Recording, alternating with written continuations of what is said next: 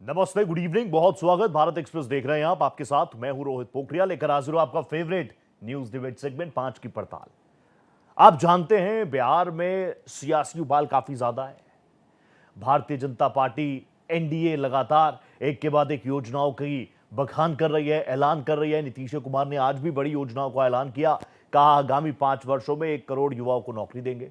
तो वहीं दूसरी तरफ जबरदस्त तरीके से गाजे बाजे के साथ इंडिया अलायंस की वोट अधिकार यात्रा भी जारी है। सियासी माहौल भी बन रहा है, बड़ी संख्या में लोग पहुंच रहे हैं, युवा पहुंच रहे हैं। और आज इस यात्रा में आगाज हुआ, आना हुआ प्रियंका गांधी वाड्रा का। लोग कह रहे हैं, एक्सपर्ट्स कह रहे हैं कि आज हरतालिका तीज है, तो ऐसे में महिला फैक्टर को, महिला वोटर्स को साधने के लिए यह इंडिया ब्लॉक का मास्टर स्ट्रोक है। और यहां से प्रियंका गांधी वाड्रा बड़ा मैसेज, संकेत और संदेश दे रही हैं। राहुल गांधी के साथ वो इस यात्रा में नजर आई, साथ ही रेवंत रेड्डी भी नजर आए। लोगों से संवाद का सिलसिला है और आगे भी संवाद का सिलसिला जारी रहेगा। इस बीच जिस बात का मैंने जिक्र किया, आज कई इंपॉर्टेंट बातें रही। नीतीश कुमार ने, उनकी सरकार ने आज बड़ी योजनाओं का ऐलान कर दिया। कई सारी योजनाएं हैं, औद्योगिक योजनाएं हैं, 1 करोड़ युवाओं को रोजगार देने वाली बात कही। अब देखना यह है कि जनता के बीच में किसका मैसेज ज्यादा क्लैरिटी के साथ जा रहा है। इसी पर करेंगे विस्तार से बात। जुड़ेगा जबरदस्त पैनल, उससे पहले रिपोर्ट। बिहार में वोट अधिकार यात्रा में राहुल तेजस्वी ने पूरी ताकत झोंक दी है। अब इस यात्रा में प्रियंका गांधी वाड्रा की एंट्री हो गई है। राहुल तेजस्वी के साथ यात्रा में प्रियंका सुपौल में शामिल हुई। इस यात्रा में प्रियंका 2 दिनों तक शामिल रहेंगी। इस दौरान वो स्थानीय लोगों से संवाद करेंगी। प्रियंका मधुबनी के बाद अगले दिन सीतामढ़ी पहुंचेंगी, जहां वे जानकी मंदिर में दर्शन करेंगी। प्रियंका गांधी का ये दौरा महिला वोटरों को साधने की रणनीति का हिस्सा माना जा रहा है, क्योंकि प्रियंका की यात्रा में एंट्री हरतालिका तीज पर हुई है। बिहार में हरतालिका तीज महिलाओं का प्रमुख पर्व है।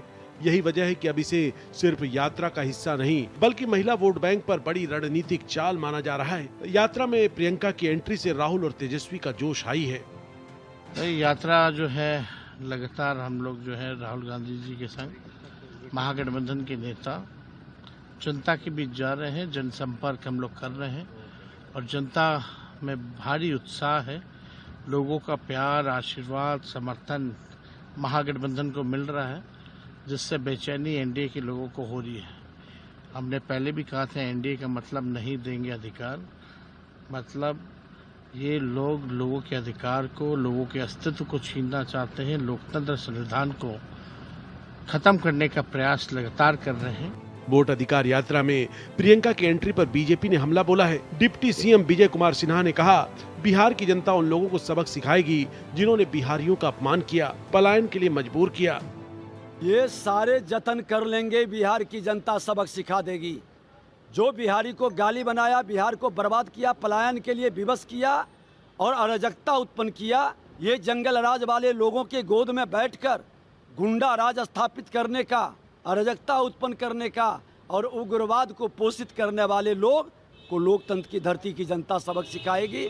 सारे उनके खानदान के लोग भी बिहार घूम लेंगे, कोई असर नहीं पड़ेगा। भारत आत्मनिर्भर है, स्वाभिमान के साथ भारत जीता है, चिंता का विषय नहीं है। वहीं सीएम नीतीश कुमार ने नए औद्योगिक के जरिए रोजगार वाला दांव चल दिया है। नीतीश सरकार ने एक नई नीति की घोषणा की है। इसके तहत इंडस्ट्रियल एरिया में निवेश करने वालों को मुफ्त जमीन और 40 करोड़ रुपए तक की ब्याज सहायता प्रदान की जाएगी। सीएम नीतीश कुमार ने कहा कि बिहार औद्योगिक निवेश प्रोत्साहन पैकेज 2025 राज्य में औद्योगिक विकास को बढ़ावा देगा। सरकार का दावा है कि इससे अगले 5 वर्ष में करीब 1 करोड़ युवाओं को रोजगार मिलेगा। Bureau report, Bharat express.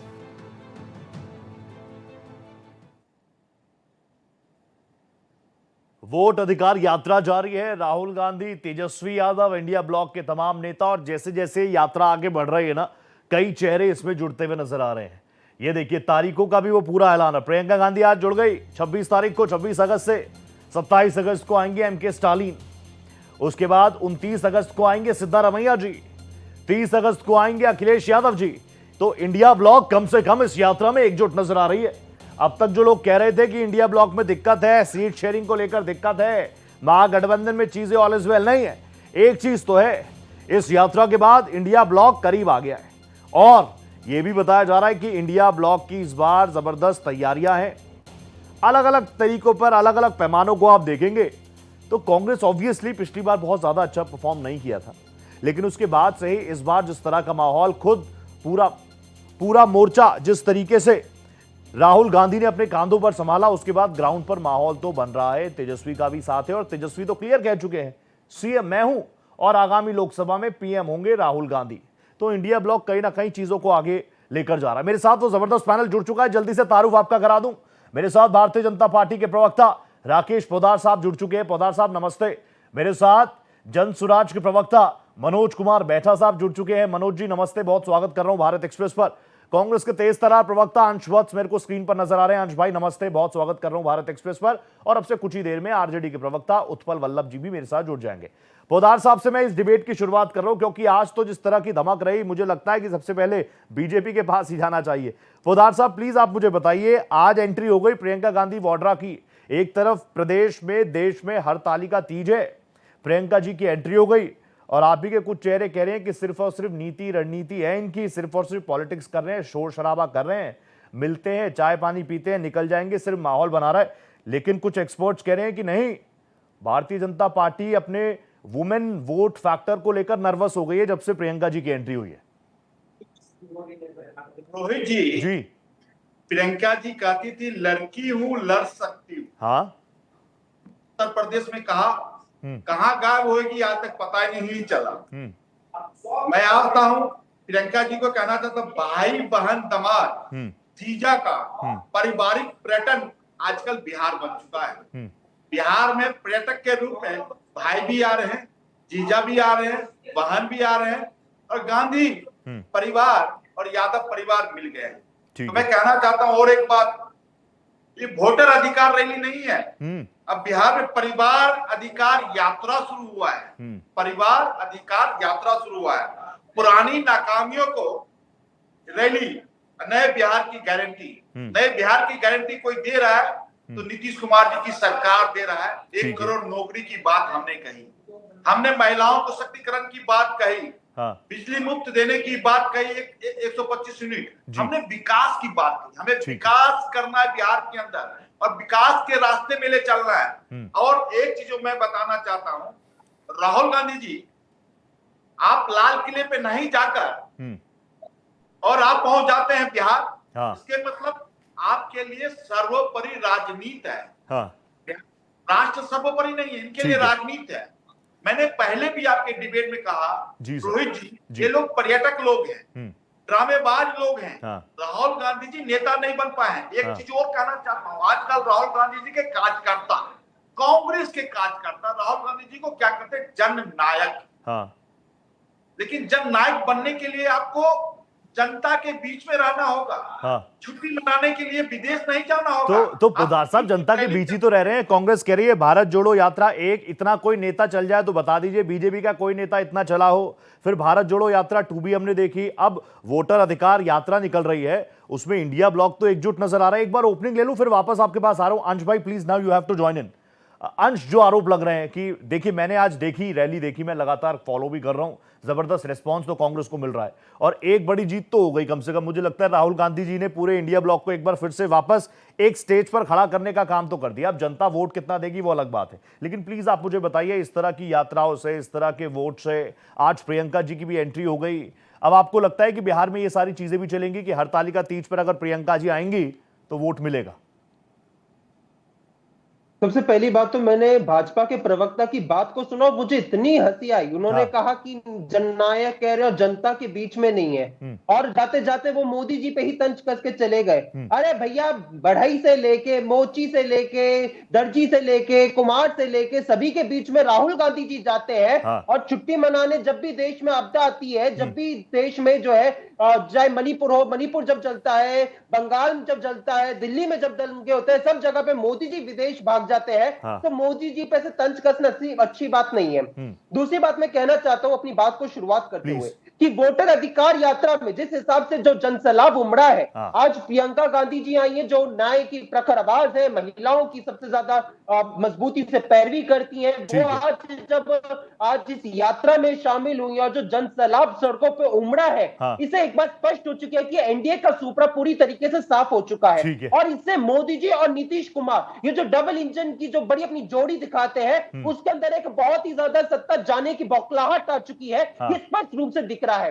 अरे भैया, जो नीतीश कुमार जी कहते थे कि भैया मुफ्त की बिजली देना सबसे बड़ा अपराध है, वही नीतीश कुमार जी अगर 125 यूनिट बिजली, तो आप समझ जाइए कि आज इतनी ज्यादा बौखलाहट मची हुई है। आप सोचिए, अगर उनको चुनाव से ठीक पहले अगर कैबिनेट की बैठक करनी पड़ती है और 26 प्रस्तावों को मंजूरी देनी पड़ती है, तो आप सोचिए उनके अंदर कितनी ज्यादा बौखलाहट जो है जाग चुकी है इस यात्रा के बाद। सच्चाई है कि बिहार के युवा जो है, बिहार की महिलाएं, बिहार के तमाम नागरिक आज अपने अधिकारों को लेकर जागरूक हो चुके हैं और सरकार से सीधा सवाल पूछने का काम कर रहे हैं। आप यहाँ पे बड़ा डबल इंजन की बात करते हैं। अरे सच्चाई ये कि डबल इंजन पिछले सालों से इस देश की जनता ने, बिहार की जनता ने देखा है। आपका एक इंजन जो है करप्शन के लिए जाना जाता है और दूसरा इंजन जो है जो है क्राइम के लिए जाना जाता है। अरे करप्शन का यहाँ पे मैं उल्लेख करने बैठूं तो यहाँ पे शो खत्म हो जाएगा। बिल्कुल सही बात कह रहे हैं अंश। मैंने आपको 2 मिनट दिए, 2 से 2.5 मिनट दिए नॉन स्टॉप। एक बार ओपनिंग सबका आ जाए, उसके बाद प्लेटफॉर्म आपका ही है।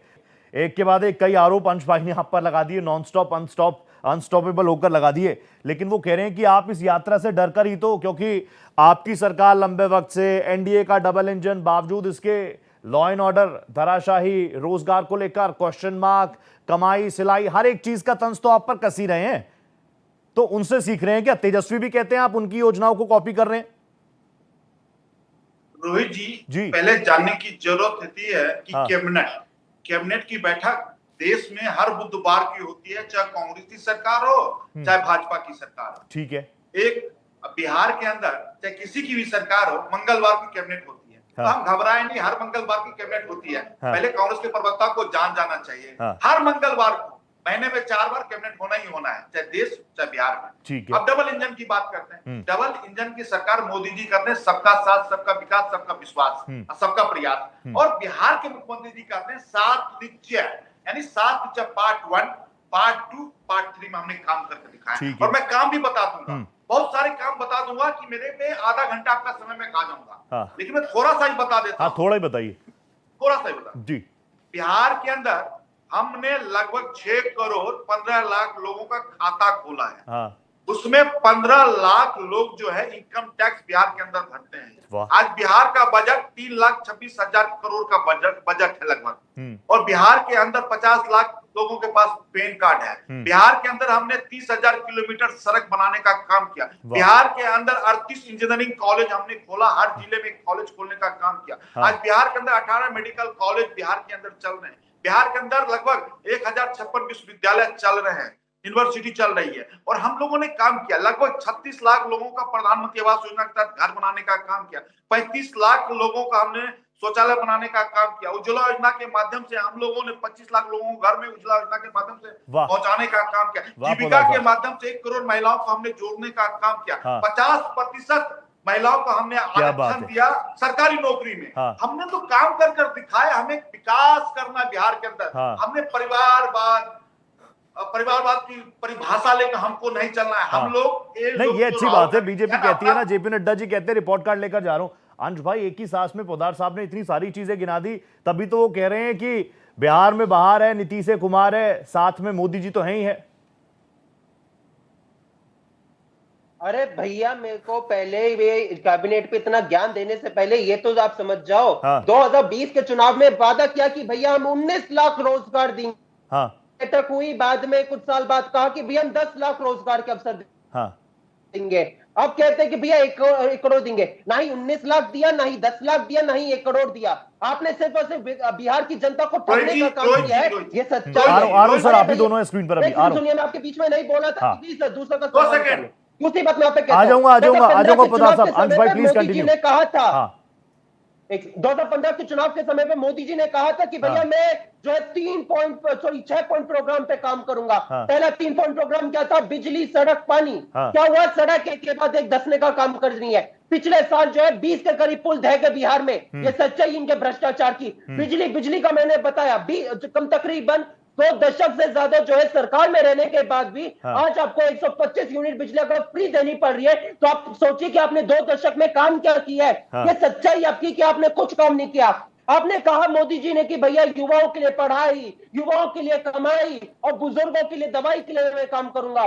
सच्चाई क्या है कि आयुष्मान भारत योजना, उसमें आपके एक के बाद एक घोटाले सामने आ रहे हैं। आपने कमाई की बात की, युवाओं को आज पलायन करना पड़ रहा है। बिहार पलायन में सबसे ज्यादा अव्वल राज्य के दर्जे में आता है। सबसे ज्यादा पलायन जो है बिहार से होता है। ये सच्चाई है बिहार की। आपने ना ही कमाई पे काम किया, ना ही अपने पढ़ाई के लिए काम किया। ये सच्चाई है। आपने सिर्फ और सिर्फ बिहार की जनता को ठगने का काम किया है। आज सच्चाई है कि बिहार के युवाओं को अगर कांग्रेस पार्टी पे विश्वास है तो वो इसलिए कि जो कांग्रेस पार्टी कहती है वो करके दिखाती है। अगर विपक्ष में रहने के बाद भी बिहार में रोजगार मेला चला के हजारों युवाओं को रोजगार देते हैं, तो बिहार के युवाओं को कांग्रेस पार्टी पे भरोसा है, ठीक है ना कि इनके झूठे गठबंधन पे। ठीक है अंश भाई, एक के बाद एक कई आरोप आपने लगा दिए। पोदार साहब क्या है ये? पोदार साहब वो तो कह रहे हैं, और मैं कह रहा हूं कि अभी उन्होंने जिक्र किया ना कि पुल गिरे, उस वक्त नीतीश और तेजस्वी जी साथ थे तो सबकी सरकार में हुआ। उन्होंने अभी पलायन का जिक्र किया ना, तो पलायन के वक्त में तो आरजेडी शायद सबसे ज्यादा बिहार में रही है सत्ता में। पलायन का विषय तो उनके लिए भी है, लेकिन ये विषय है, इन पर बात होनी चाहिए। पोदार साहब। रोहित जी, हाँ, पहला प्रश्न था इन्होंने नौकरी नहीं दी। हाँ। मैंने लगभग 10,50,000 नौकरी दी है 5 वर्षों में, 2020 से लेकर 25 तक। हाँ। डेटा है लोगों के पास, आपके पास भी डेटा होगा। 35 लाख लोगों को, फिर सुन लीजिए मेरे भाई, सुन लीजिए, आपने प्रश्न पूछा उसका जवाब दे लीजिए। अरे आपका खुद का केंद्र सरकार का यह आंकड़ा कहता है कि बिहार में जो वर्किंग पॉपुलेशन है उसका सच्चाई क्या है, सबसे लोएस्ट है। और आप यहाँ पे क्या रोजगार की बात कर रहे हैं? झूठ तो मत बोलिए आप कम से कम। रोहित जी, हाँ प्लीज आपसे बोलिए। निवेदन है कि आपने हमें समय दिया। नहीं, मैंने प्लीज कहा बोलिए। धैर्य से सुना, एक एक प्रश्न का जवाब दूंगा। हाँ, मैं राकेश प्रश्न जी, का प्लीज जवाब बोलिए, दूं, प्लीज सवाल बोलिए। का सवाल नहीं करता हूँ, हाँ। प्रश्न का जवाब देता हूँ। प्लीज, सुन लीजिए। प्लीज। हमने लगभग 10,50,000 लोगों को नौकरी दी, 35 लाख लोगों को आत्मनिर्भर बनाने का काम किया। इन्होंने कहा कि स्वास्थ्य की बात कर रहे हैं। हमने 18 लगभग पूरे जिले में अस्पताल बनाने का काम किया, सदर अस्पताल बनाने का काम किया। बिहार के होंगे तभी इनको पता चलेगा, इससे बिहार का तो है नहीं। 70 वर्ष के बुजुर्गों को चिंता करते हुए देश के प्रधानमंत्री ने 10 लाख रुपए देने का काम किया आयुष्मान भारत के तहत। और उसके बाद ये कहते हैं कि क्या आपने काम किया? हमने काम किया है लगातार 20 सालों में। और मैं आपको बता देना चाहता हूँ, पलायन शब्द आया कहां से रोहित जी, आपके चैनल पे मैं आज खुलासा कर देता हूँ। बता दीजिए। बार बार बिहार में आता पलायन पलायन पलायन। पलायन शब्द आया, कांग्रेस ने ही दिया। 17 मुख्यमंत्री का कार्यकाल 4 दिन, 12 दिन, 14 दिन था, इसीलिए पलायन शब्द आया बिहार में कि इनके मुख्यमंत्रियों ने पलायन किया तो बिहार में विकास क्या होगी। और कहते हैं बिहार की चिंता कर रहे हैं। अरे भैया, बिहार की जनता ने आपको 1990 के बाद तो बाहर रखा है। 35 साल से जनता ने आपको बाहर रखा है। सही तो बात बिहार की चिंता कर रहे हैं। बिहार की जनता मुख्यमंत्री चुनती है, देश की जनता प्रधानमंत्री चुनती है, किसी के परिवार के लोगों ने। अरे मगर राहुल गांधी क्या मान रहे हैं कि देश की जनता ने आपको चुना है? वो कहने रहे वोट चोरी वोट चोरी वोट चोरी। वो तो कह रहे हैं बनारस से भी सीट नहीं जीत पाते। अरे वोट चोरी पे भी आता हूँ। मैं कहता हूँ कि वोट चोरी किसने किया? 30 सेकंड में कंक्लूड कर दीजिए। जवाहरलाल नेहरू से शुरू होगा, कहां तक पहुंचा? अरे सर, आप तो बहुत पीछे चले गए, ये सारे एग्जांपल्स रट गए। पोदार साहब मैं वापस आ रहा हूं, मुझे वल्लभ सर भी नजर आ रहे हैं स्क्रीन पर। उत्पल वल्लभ सर आरजेडी से हैं। मैं आ रहा हूं, आपके पॉइंट्स आ गए पोदार साहब, मैं वापस आ जाऊंगा आपके पास। एक बार ओपनिंग ले लूं। वल्लभ साहब अभी जुड़े हैं। वल्लभ सर, पॉलिटिकल एक्सपर्ट्स कह रहे हैं इंडिया ब्लॉक सारे एक्सपेरिमेंट करने वाला है। आज हड़तालिका तीज है तो तेजस्वी को भी लगा कि ठीक है आने दीजिए। एक प्लेटफॉर्म पर इंडिया ब्लॉक के तमाम नेता तो आ ही रहे हैं, लेकिन एक चीज क्लियर कर दीजिए, ये बिहार इलेक्शन जो है 2025 के, इसके जो मुख्य चेहरे हैं वो राहुल गांधी, प्रियंका गांधी और तेजस्वी जी है ना? देखिए रोहित जी सर, बिहार चुनाव के मुख्य चेहरे जो होंगे बिहार के 100 ज्यादा हो गया 14 करोड़ लोग होंगे। ठीक है।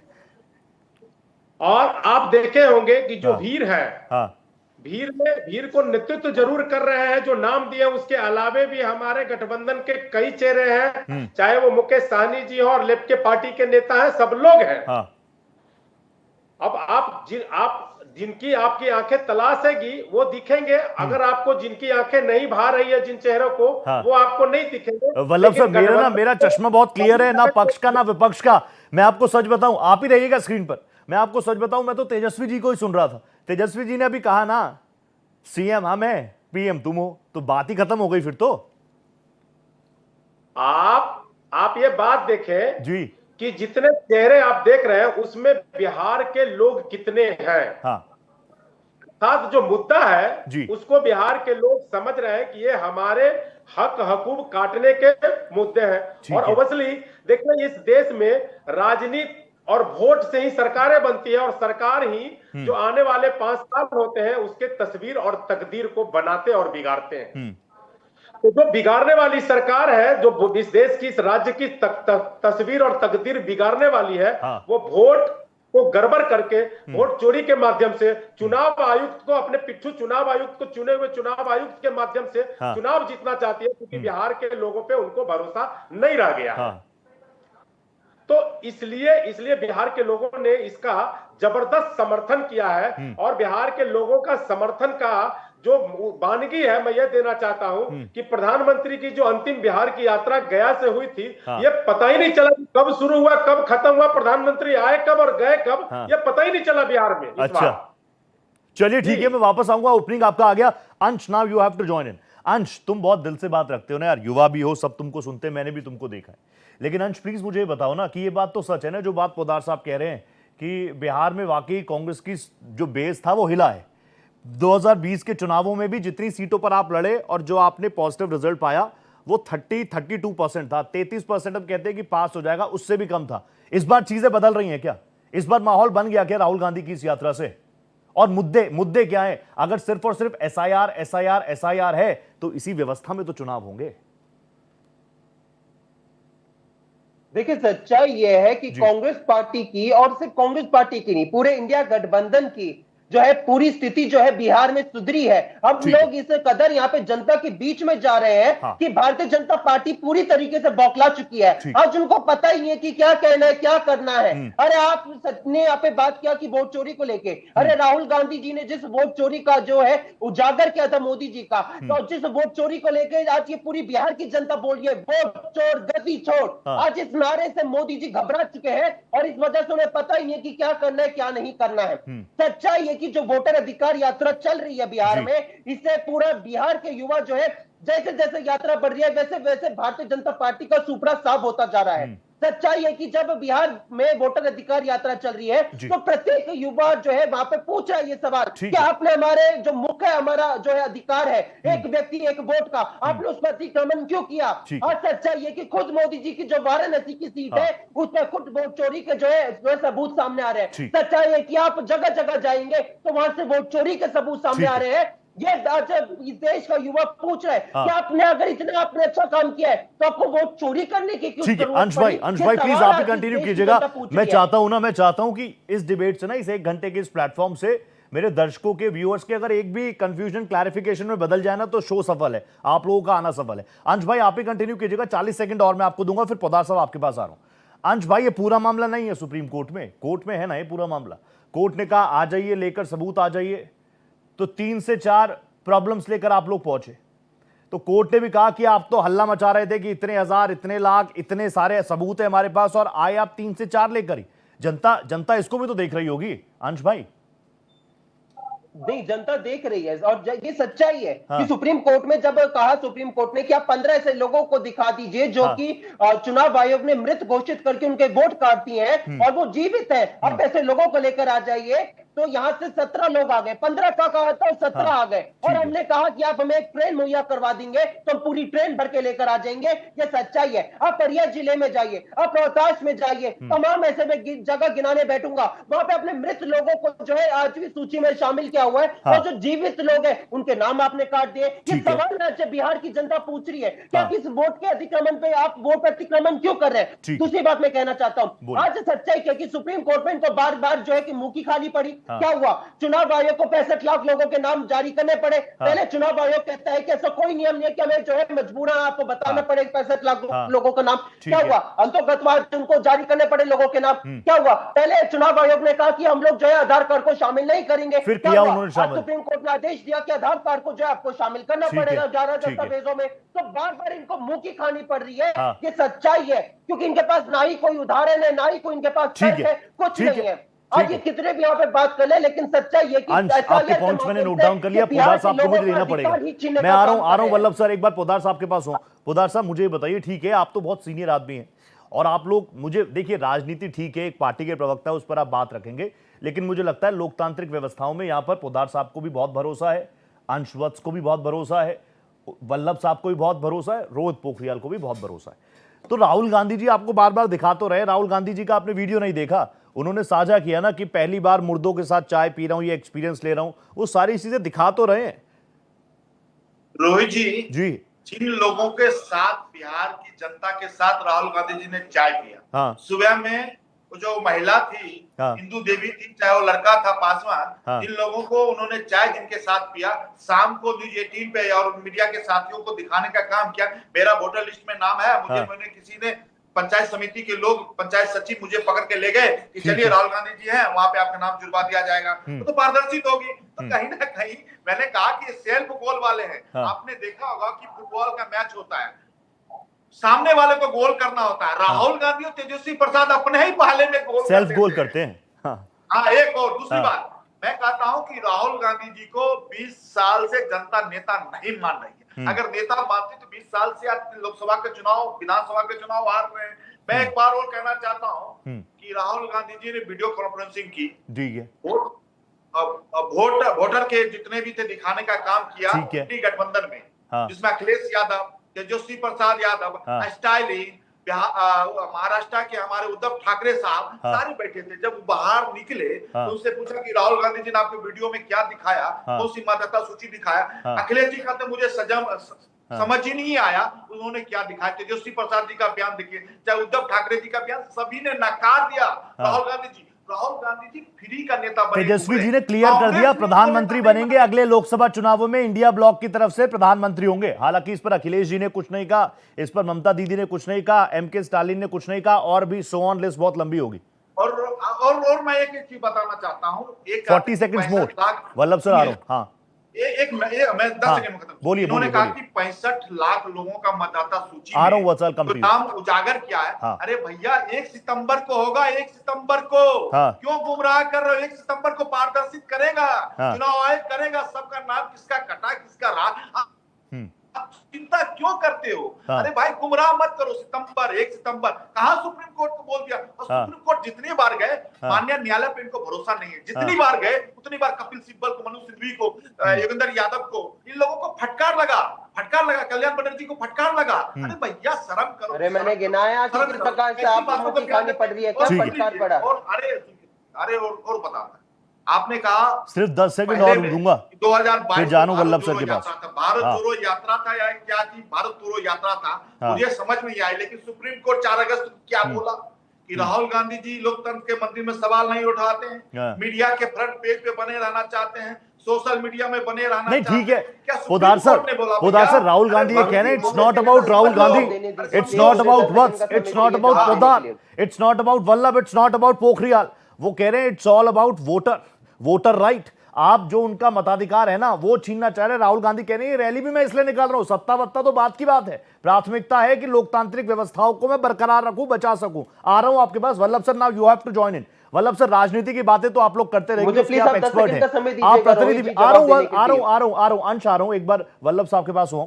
वल्लभ सर प्लीज आप मुझे बताइए, आप बहुत सीनियर हैं, आप भी लगातार लोगों से संवाद करते हैं, मैं आपसे राजनीति पर बात करूंगा तो मुझे पता है जितना निर्बाध तरीके से आप बोल पाएंगे शायद ही कोई बोल पाए। लेकिन वल्लभ सर, नहीं, जिम्मेदारी नहीं आनी चाहिए। आरजेडी जिसको हम देखते हैं, कितने चीफ मिनिस्टर्स आप लोगों ने दिए, लालू जी, राबड़ी जी, लंबे वक्त तक बिहार पर आप लोगों ने सत्ता की, अच्छे काम भी किए होंगे, मैं नहीं कह रहा, जो बोलेंगे वो तो पोद्दार साहब बोलेंगे, लेकिन मैं कह रहा हूं कि जिम्मेदारी फिर नहीं आनी चाहिए। हम ना पूछे आरजेडी से कि आपने तो इतने लंबे वक्त तक सत्ता चलाई, फिर क्यों पलायन बड़ी प्रॉब्लम रही, फिर क्यों बदमाशी, हवाई फायरिंग, ये सारी चीजें चलती रही, नहीं पूछे हम आरजेडी से। मैं जिम्मेदार प्रवक्ता होने के नाते आपसे पूछ रहा हूं, मुझे पता है पॉलिटिक्स तो आप कर ही लेंगे, वो हो ही जाएगा, बहुत शानदार करते हैं आप, लेकिन जनता सोच रही होगी ना किस पर विश्वास करें, किसके कांधों पर हम बोले कि हाँ ये हमारे बोझ को आगे लेकर जाएगा, बेहतर जिंदगी देगा, बेहतर बिहार बनाएगा, बेहतर बिहारी बनाएगा। रोहित जी। जी सर। आज हमें बहुत खुशी हो रही है कि एक पत्रकार के तौर पे, एक एंकर के तौर पे आप सवाल पूछ रहे हैं। हाँ। जो सत्ता में था उससे भी और जो सत्ता में है उससे भी जी। ये बहुत खुशी की बात है और मैं बड़ी स्वीकारता के साथ, सहर्षता के साथ मैं इसका जवाब भी आपको दूंगा। जी देखिए, पलायन के बारे में जो आप बात कह रहे हैं तो बिहार एक, देखिए आज भी नीतीश कुमार जी क्या कह रहे हैं, अभी भले सत्ता में वो है केंद्र सरकार के साथ में, तो वो कहते हैं कि वो नहीं कहते हैं, लेकिन जैसे ही सत्ता से हटते हैं तो वो कहते हैं कि विशेष राज्य की दर्जा जब तक बिहार को नहीं मिलेगा, बिहार को सदियों लग जाएंगे विकास करने में। बिहार एक उपभोक्ता कंट्री है। वैसी स्थिति में जब हम लोग बिहार सत्ता शासन में थे तो देखिए हम लोग के साथ में जो चुनौती थी वो चुनौती क्या थी, यहाँ शिक्षा के जो संस्थान नहीं थे तो 7 यूनिवर्सिटी खोले गए, अस्पताल खोले गए, और उस समय जो सड़क जो बनाने की बात थी वो उस समय पीपी मोड पे सड़कें नहीं बनाई जाती थी, टोल की व्यवस्था नहीं थी। आप देखिए बहुत सारी व्यवस्था बदली गई है, क्योंकि सरकार अगर सक्षम नहीं होती है जिन काम करने में तो बाद के दिनों में ये टोल की व्यवस्था आई है। पहले टोल की व्यवस्था वाली पीपी मोड पे सरकार की व्यवस्था नहीं थी, तो पीपी मोड जैसे कोई योजना नहीं थे। उसके पहले की बात करते हैं तो जो एनटीपीसी, बिहार में बिजली की बात करते हैं तो बिहार में जितने भी बिजली के जो विकास हुए हैं वो एनटीपीसी, बिहार का एक भी अपना उत्पादन केंद्र अभी भी नहीं है, सब केंद्र सरकार का उत्पादन केंद्र है। और केंद्र सरकार से बिहार एक कंज्यूमर की तरह बिजली खरीदती है और जनता को देती है, भले रेट महंगा लेती है स्मार्ट मीटर के तहत, मैं उस पर नहीं जाऊंगा। ठीक है, लेकिन आज मैं पूछना चाहता हूं आपसे कि जब से नीतीश जी आए हैं या नरेंद्र मोदी जी आए हैं तब से एक भी एनटीपीसी खुला है क्या? वल्लभ जी आज ही उन्होंने ऐलान नहीं कर दिया, कह रहे 1 करोड़ रोजगार देंगे हम, कई प्रौद्योगिक योजनाओं का आज ऐलान कर दिया, बखान कर दिया। मैं बता रहा हूं आप हमको भरोसा नहीं है और बिहार के और देश के लोगों को भरोसा इसलिए नहीं है, इसका तार्किक कारण मैं बताता हूं। क्योंकि नरेंद्र मोदी जी बोले थे 2014 में कि मैं जब सत्ता में आऊंगा तब प्रति वर्ष, देखिए ध्यान से, प्रति वर्ष 2 करोड़ रोजगार इस देश के लोगों को दूंगा।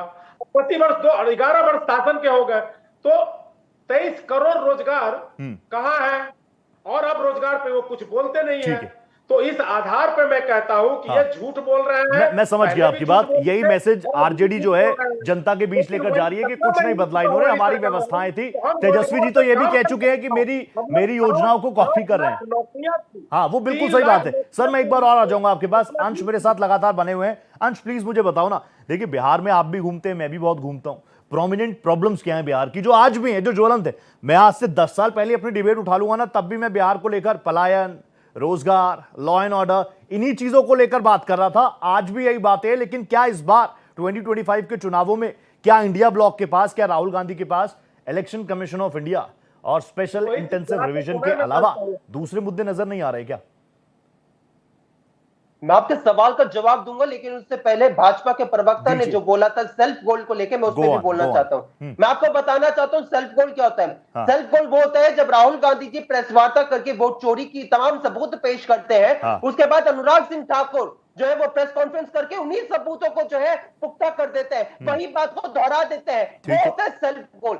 सेल्फ गोल तब होता है कि भारतीय जनता पार्टी की रीवा के जो एमपी है वो उन्हीं बात को दोहराते हैं और क्या अपने ही विधानसभा अध्यक्ष पे जो है आरोप लगा देते हैं, वो होता है सेल्फ गोल। सेल्फ गोल तब होता है जब चुनाव आयोग प्रेस कॉन्फ्रेंस करता है, बजाय राहुल गांधी जी के सवालों का जवाब देने के वो उन्हीं बात पर जो है और संशय पैदा कर देता है। कहते हैं कि भैया जीरो एड्रेस वाले भी भैया संभव होते हैं, अरे भैया कोई थक के आ गया सड़क पे सो गया वो जीरो एड्रेस है। ये तो खुद प्रधानमंत्री आवास योजना की पोल खोल रहे हैं, तो मोदी जी कहते थे कि भैया 2022 तक हम सभी को पक्के घर दे देंगे, सभी के घर में छत होगी, छत में नल होगा, नल में जल होगा, उसी की पोल खोल रहे हैं चुनाव आयोग। ये तो भैया उस चुनाव आयोग को वही बात की पोल खोल रहे हैं जब वो कहते हैं कि भैया सेम नेम वाले लोगों के भी अलग एक ही लिस्ट में जो है बाबा नाम आए, ये संभव है।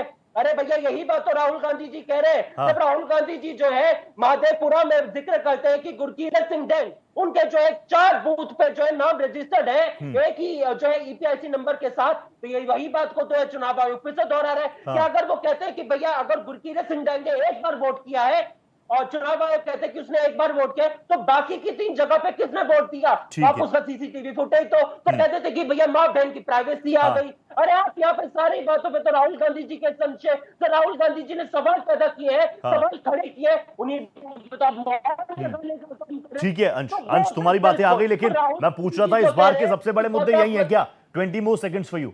यही 2 बड़े मुद्दे, इसी पर जनता के बीच जाना है राहुल गांधी को?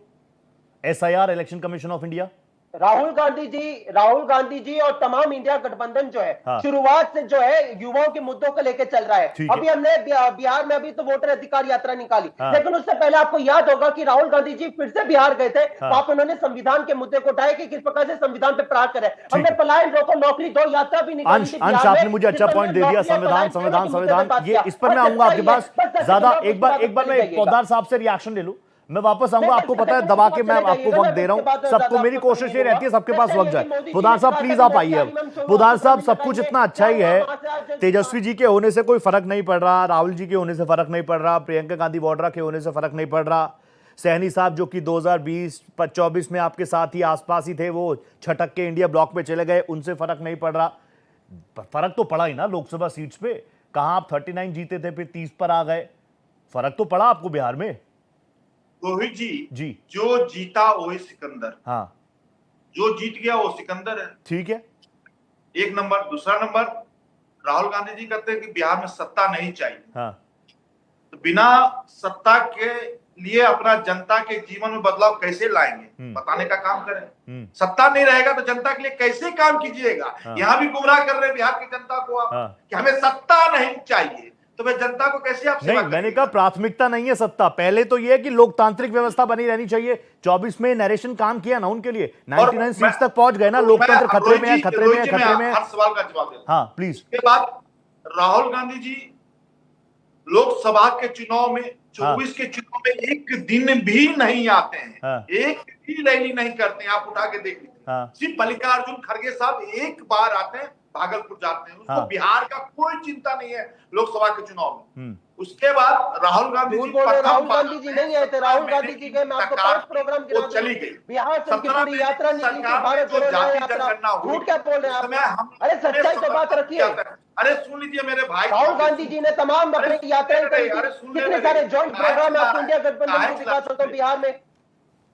अरे सुन ले रहे भाई, सुन ले, काहे चिल्ला रहा है? चिल्लाने से चलता, 35 साल से सत्ता से बाहर रखा। सुन ले मेरे, सुन ले। अरे सच्चाई है कि मोदी जी गायब रहते बिहार से। अरे मोदी जी को 53 बार आ गए रे भाई, 53 बार बिहार आए हैं। जितने बिहार आते हैं 12,000 25,000 करोड़ दे के जाते हैं। बिहार की विकास की चिंता होती है, अटल जी के सपने को साकार कर रहे हैं। 35 साल से जनता आपको कहां से होता है? आज बैसाखी की सरकार चल रही है, बिहार के सहारे नीतीश बाबू के सहारे चल रही है, इस वजह से आप बिहार को पूछ रहे हैं। नहीं तो सच्चाई है रोहित जी, आपने हमें समय दिया था बोलने के लिए, बातों को उस पैकेज का निवेदन है कि मेरी बात भी रखी जाए। आप ऑल टाइम स्क्रीन पर हैं पोद्दार साहब, प्लीज आप बोलिए, आपकी आवाज आ रही है मुझे बिल्कुल क्लियर।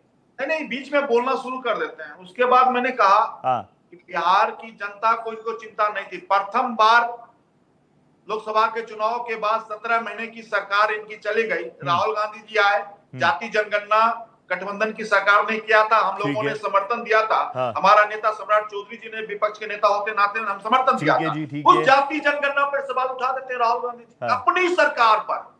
फिर मैं आता हूं, दूसरी बार आते हैं तो बिहार में आके उत्पाद मचाते हैं जातियों में। किस प्रकार?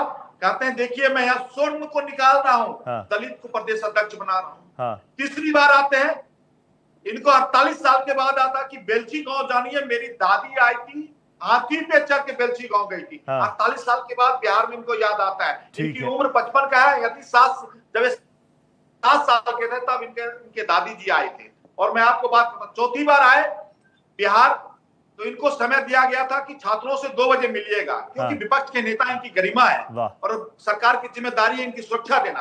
ये इनके पास चले जाते हैं 2 बजे, कहते हैं बिहार की सरकार हमें रोकने का। क्या बात है पोदार साहब, मुझे बड़ा अच्छा लगा। अंश, तुम्हें कुछ कहने की जरूरत ही नहीं है, अभी आप बता रहे थे ना कि मैं बता दूंगा राहुल जी कब कब आए। पोदार साहब ने पूरा शेड्यूल बता दिया, कब कब आए थे बिहार, कितनी बार आए थे, क्या कुछ प्रोग्राम था। वल्लभ सर, इस बार का सबसे बड़ा चुनाव, सबसे बड़ा मुद्दा SIR ही रहने वाला है। और मुझे तो याद है, आप जुड़ते हैं मेरे साथ, तेजस्वी जी की मैंने प्रेस कॉन्फ्रेंस को पूरा सुना, जिसमें उन्होंने ये तक इंडिकेशन दे दिए थे कि हम चुनावों का बॉयकॉट भी कर सकते हैं, क्योंकि चुनाव की प्रक्रिया तो EC सेट करेगा ना, और आप मानने को तैयार नहीं कि वो इंडिपेंडेंट है। देखिए रोहित जी, ये देश में लोकतंत्र में सरकार बड़ी चीज है। राज्य हो, संघीय ढांचा के तहत, या राष्ट्र हो, राज्य सरकार हो या केंद्र सरकार हो, ये जो है ना अगले 5 वर्ष के लिए देश की तस्वीर और तकदीर तय करती है। और ये सरकार जो 5 वर्ष के लिए बनती है वो वोट से बनती है, और वोट जो है वो चुनाव आयोग निष्पक्ष कराए, ये बहुत जरूरी है। क्योंकि जब तक निष्पक्षता नहीं आएगा तब तक ये बढ़िया सरकार नहीं बनेगी। तो अब देखिए कि जब वोट से सब कुछ तय होगा, राज्य और राष्ट्र का तकदीर और तस्वीर तय होगा, तो ये तो बहुत इंपॉर्टेंट मुद्दा है। आप कैसे इससे इनकार कर सकते हैं? नहीं, मैं मान रहा हूं इंपॉर्टेंट है, लेकिन वो कह रहे हैं कि सिर्फ भ्रम फैला रहे हैं। वो कह रहे हैं सब कुछ ठीक तो है। Election commission of India press conference करके कहता है कि राहुल गांधी या तो लिखित में एफिडेविट दे, लिख कर दें अपनी प्रॉब्लम्स, वरना माफी मांगे। ठीक है, मैं कुछ सवाल करना चाहता हूं। Please, platform is yours. हाँ, बोलिए। सवाल नंबर 1 ये है कि महाराष्ट्र के मामले में देखे होंगे आप कि चुनाव आयोग के वेबसाइट से 2 आंकड़े उठाए गए। एक आंकड़े ये है पोल वोट का प्रतिशत, और दूसरा जो घोषित रिजल्ट हुआ। तो जो जितने पोल हुए उससे ज्यादा रिजल्ट कैसे हो सकता है? अपने आप में ये भ्रम है। अगर ये कोई बात करता है तो इसमें तो चुनाव आयोग को बोलना चाहिए। तो वल्लभ सर, इस बात पर प्लीज मुझे आप ये सोर्स भी बता दीजिए ना, ये जो जानकारी का सोर्स है, क्योंकि एक व्यक्ति मैं नाम नहीं लूंगा, उसका बहुत वायरल हो रहा था। अभी 4 दिन पहले वो रो रहे थे कि मुझसे गलती हो गई, मैंने गलत चीजें कोट कर दी। आंकड़े सरकार के पास होते हैं जी। 22 करोड़ कुछ लाख जो लोग मर गए जनवरी 7 जनवरी 2025 को एक वोटर लिस्ट जारी होता है, और फिर जो ड्राफ्ट लिस्ट जारी हुआ है उसमें 22 लाख से ज्यादा लोग मृत पाए गए हैं, जो चुनाव आयोग ने बताया है। तो यह सरकार जो है वो मृतकों की संख्या कम बता रही है, या चुनाव आयोग मृतकों की संख्या ज्यादा बता रही है। अब किसके आंकड़े सही है, किसके आंकड़े गलत है, ये तो सरकार एफिडेविट दे या चुनाव आयोग एफिडेविट दे। इसमें जो सवालकर्ता से एफिडेविट मांगते हैं, इससे बेवकूफी हमको समझ में नहीं आती है। इतना नासमझी नहीं समझ। एक 40 सेकंड और मैं वल्लभ साहब आपको दे रहा हूं, क्योंकि मैं बिल्कुल एंड में पहुंच चुका हूं। मेरे पे 3-4 मिनट है, मैं कोशिश करूंगा आ जाऊं आपके पास। लेकिन एक तस्वीर मुझे आपके पीछे नजर आ रही है तेजस्वी जी की, और मुझे ना, क्योंकि फ्रेम में आप कटे तो पीछे लिखा आ रहा है भविष्य, तो ऑब्वियसली भविष्य तो है ही, युवा नेता हैं तेजस्वी जी। लेकिन राहुल जी के साथ खड़े होके, प्रियंका जी के साथ खड़े होके ओवरशैडो महसूस तो नहीं कर रहे? देखिए एक बात बताते हैं जी, आपकी एक सच्चाई बताते हैं कि अभी जो सत्ता शासन में जो लोग आए हुए हैं 2014 से, उनके कितने वोट हैं? उनके पास 34% वोट है। इसका मतलब कि जो पोल वोट है 34% में से 100 में से 34 घटा देते हैं, तो उतने वोट उनके खिलाफ है। ये तो तय है। ठीक है। अब वो वोट अगर एकत्रित होना चाहते हैं देश हित में, राज्य हित में, तो आपको दिक्कत क्या है? कोई दिक्कत मैं आपसे पूछना। ठीक है, परफेक्ट। मैं अब सीधा वत्स भाई आपके पास आ गया। अंश, मैं आपके पास आ गया। अंश, आपने पिछले सेशन में संविधान, कॉन्स्टिट्यूशन, इन चीजों की बात की। ऑब्वियसली LOP है राहुल गांधी, जैसे प्राइम मिनिस्टर नरेंद्र मोदी मेरे प्रधानमंत्री हैं, वैसे ही राहुल गांधी जी मेरे LOP है, लीडर ऑफ अपोजिशन है।